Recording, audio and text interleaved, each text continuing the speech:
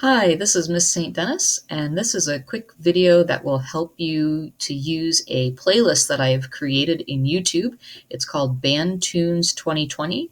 I'll be linking this to you along with this video in Google Classroom.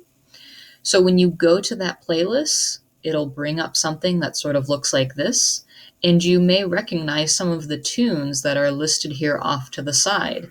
These were the tunes that we were starting to work on earlier this school year for our band concert. So let's just work with Aura Lee. I already have it selected, and I'm going to hit play. You'll hear a little click in the beginning, and that's just a count off before the song actually starts. That way you know when to start along with the recording. 53.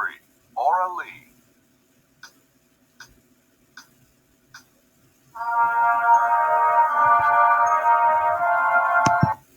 Now, the really cool thing about using this is a lot of these songs, in fact, all of these songs, had multiple parts.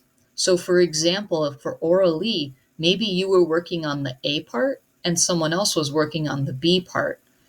So I was thinking, especially for our living room concert that we are preparing for the next couple of weeks here, it might even be fun to practice along with these recordings so that you can have all of the parts that would have been playing along with you at the same time. You could even do this actually in the performance for your audience members. It might be kind of neat because they can hear your part along with what it would sound like with the rest of the band.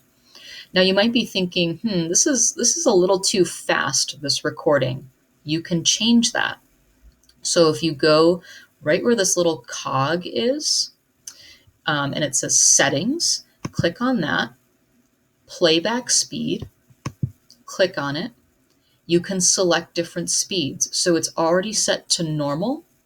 If you go up 0.7, 0.5, 0.5, 0.25, these are going to be slower. Let's click on 0.75 and see what the difference is.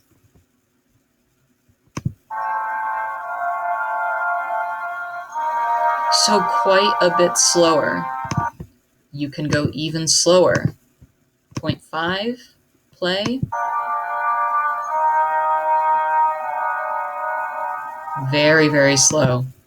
Now you can also go faster if you want an extra challenge. So there's normal. We're going to go past normal. Let's try 1.5. Play.